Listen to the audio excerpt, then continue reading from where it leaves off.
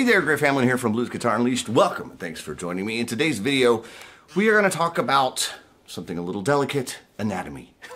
No, not really. It's the anatomy of a blues song, okay? It's song form elements. There's a lot of elements that go into making a lot of different blues songs. And it's real easy to get hung up on like the 12-bar form or the 8-bar form and stuff like that. But there's a lot of cool little things that you can add in. And one of those things, for example, is something like we can talk about how the song begins, right? Different songs begin different ways. And I like to use the example, there's a couple of different versions of Sweet Home Chicago. One of them, Eric Clapton does, and he starts from the top. And he starts it with like a cool little intro. And I've done a video on that intro before, but the main thing is that the band, right, is playing just right from the top. He says, you know, 1, 2, 3, 4, boom. Band starts in on the 1 chord, and they go to the 4 chord, and they literally just go through the form. And that's it. Very, very plain and simple. As opposed to something like the Blues Brothers version.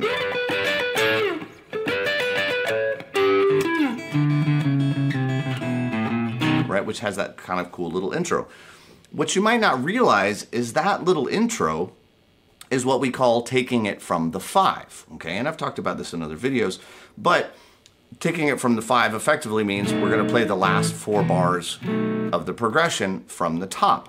Now, are we all gonna play it from the top? Not necessarily, okay? So a lot of times you might say like, it's from the 5, I'll take the intro, band come in on 1. Great, no, that's fine. Nobody's gonna have a problem with that.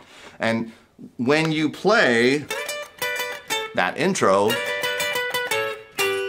right, if you count it out, remember we gotta have 4 bars worth. 1 and a 2 and a 3 and a 4 and a 1 and a 2 and a 3 and a 4, a 1, a 2 and a 3 and a 4 and a 4. Right, so that is 4 bars. 1, 2, 3, 4. Right, and I might have played that a little bit wrong, but it's the general idea. You're going to play 4 bars and that last little bit. 1, 2 and 3, 4, 2 and 3, 4, 1, 2, 3, 4, 1, 2, 3, 4. I think I played it 5 bars earlier, but you get the idea. It's 4 bars, okay? Another one that tends to confuse a lot of people is Red House, okay? Well, Red House is from the top. The thing is, the band doesn't come in until beat 4, or till bar 4. And that whole intro, 4, 2, 2, 3, 4, 1. What key am I in? 2, 3, 4, 4, and 2, and 3, and 4. And I'm not playing it right, but you get the idea. And then the band comes in. That's literally, you just play something for the first 4 bars. Okay, so a lot of students will kind of get hung up on, if I try to play Red House, like, how do I know when the band comes in? You're playing 4 bars. You're just not playing this. Right, so if in your mind, if you can kind of keep the count going, which should be easy enough, it's 1 and a 2 and a 3, and I'm in a different key, but you get the idea. Right, you're just playing through that 1 and a 2 and a 3 and a 4 and a 1 and a 2 and a 3 and a 4 and a 1. Right, whatever you're playing, whatever lick you come up with, if you play the right number of beats, the band will know when to come in, you'll know when the band's gonna come in. It's just one of those things. It's actually a very fundamentally basic idea. Take it from the top. Right? Okay, so now that we've talked about some of those kinds of different ideas of different ways you can start, we have things like breaks. Right? Like Pride and Joy or Statesboro Blues. What's the other one? Walking by Myself. Yeah, okay. Walking by Myself. That's the name of the song. You know I love you. Right? We have these different kinds of breaks. Those breaks might seem like they're like weird things, but they're not. The chord progression is still going. If I take, you know, like Pride and Joy,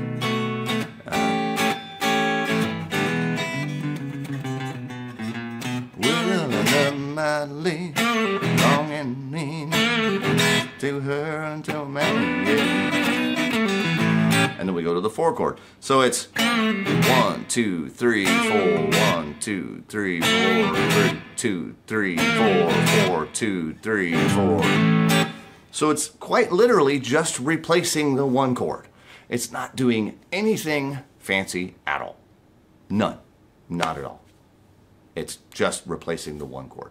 So in your mind, when you're keeping track of where you are in the song, don't think of those breaks as something different. They're not. They're just the same 12-bar chord progression as everything else.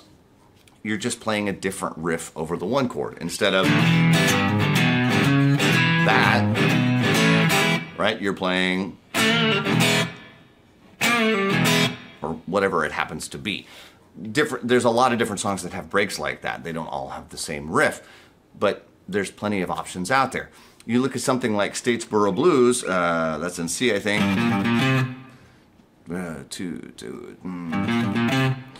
Right? We have things like that. Now, that gets used in the intro to the song as well as in the middle of the song. When it's used as the intro to the song, it's kind of a 1 chord vamp, similar to Walking By Myself. We're just playing it. You know I love you. You know it's true. Right? And it's just a 1 chord vamp. What more can I do? And then it's the by myself, I hope you'll understand. And this is the 8-bar form that goes with it. To be your loving man. Right, I'm not singing so well today, but you get the idea, right? Same with something like Statesboro Blues. Right? And there's all the slide fill and all that kind of stuff. And it's a 1 chord vamp, right? And then the song starts. Well, in the middle of the song, right, it goes quicker. Papa died and left me, right? And it just replaces the 1. Mama died and left me. Papa died and left me. I ain't good looking, babe. Someone sweet and kind. Right? And then it's right onto the 4 chord.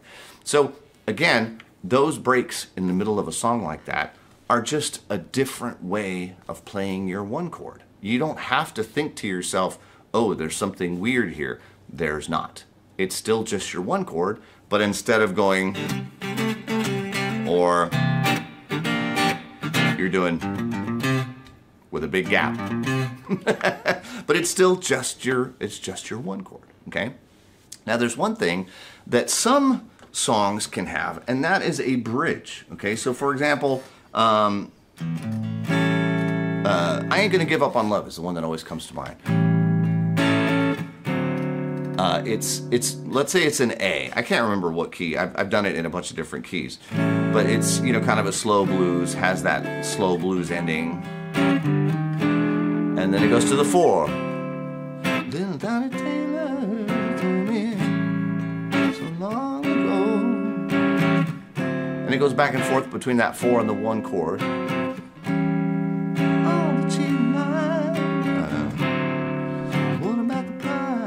I picked a terrible key. I don't usually sing it.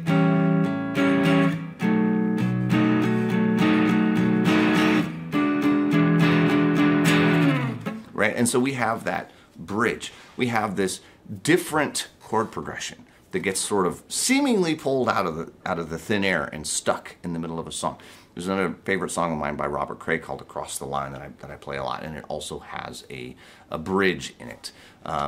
I think that, what is it? No, Ain't Nobody's Business by Freddie King might have a bridge. There's quite a few songs out there that have a bridge. One of the things that you almost always see in a bridge is that it is the 4 chord. That is almost as far as my experience goes, and I've played thousands of songs, that is absolutely the one. Right? Like, if you're in the key of G and somebody says, hey, there's a bridge, go to the 4 chord. Guaranteed that's where it's going to be. It's just there. And then you'll probably come back to the 1, and you'll bounce back around a little bit. And there are there's at least a handful of different common blues bridges, and I won't get into all of those right now. It's kind of a different topic. I have a course called How to Build Blues Songs if you want to get more in depth into breaks and bridges and all that kind of stuff. That's a good place to do it. I won't get too carried away right here. I just want you to be aware that these things exist. So if you hear it spoken about, you know what you're talking about. Or if you hear it on a recording and you go, oh, what is that? That's a bridge, okay? Now, in addition to the bridge, we can have, obviously different forms, right? So we could have a song that's a 12-bar form. We could have a song that's an 8-bar form. You think of 12-bar songs, they all have the same 3 chords, generally speaking. If I'm playing an 8-bar form in the key of G, I'm going to have less bars, but I'm still going to have my 1 chord, my 4 chord, and my 5 chord, right? So that's something to keep in mind. 12-bar songs are obviously plentiful. Pride and Joy, The Thrill Is Gone. There's so many of them. Sweet Home Chicago. I mean, the list is just endless of those. The 8-bar songs, Key to the Highway is usually the one that always kind of pops up in people's mind as the quintessential 8-bar song. But Walking by Myself, that I played a little bit earlier, is an 8-bar form. Worried Life Blues is one of my favorite 8-bar blues tunes. There are definitely more than a handful of 8-bar blues forms out there. So it's good to be comfortable. There seems to be a few more variations of the 8-bar blues. So when you learn 8-bar blues songs, tend to file those away, because it's if you'll probably come back across it, but it's going to be ever so slightly different. It seems like every time I play an 8-bar blues, they just seem to have one little thing here or there. There's a half a dozen of them that are really common, and you'll see them repeat a lot. But then there's going to be a few others that might have one little funky thing in them. So just keep your ears open if you do have an 8-bar blues form. Now, the last thing that every song's got to have is a way to end, right? There's actually a couple of different endings that I see a lot. If we're doing something, I'll say moderate tempo or below, we have the standard ending.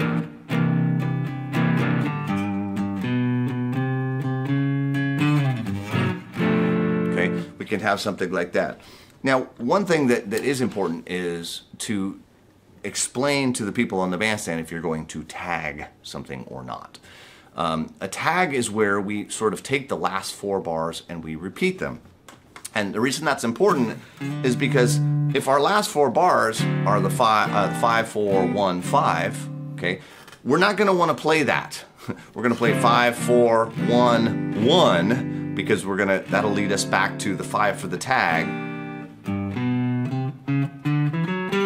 And you can have that. That's what I call a full ending. Some people call it, I've heard it called a Basie ending. I've heard it called an Ellington ending. I know there's a difference between a Basie and an Ellington ending, but it doesn't seem to be consistent enough across jam sessions. So I sort of have to keep my ears open on those. There's the Basie, which is different than, but they are the same number of beats. So it sort of doesn't matter which one you put in there. They're all going to kind of work out the same. But you need to know if it's a faster tune, that seems to be the way to go. If it's a slower tune, it seems to be the standard sort of blues half-step thing. Okay, so kind of keep that in mind. That's all. Basically, that's all of the different parts of a blues song, right? You have to start it. You have to have some sort of intro from the top, from the 5, with a vamp, whatever. You gotta know the form. You gotta know if it's a 12-bar or an 8-bar. Again, with blues songs, 12 bars way more common, but there are a handful of 8-bar tunes out there, and a handful of sets of changes that you ought to know.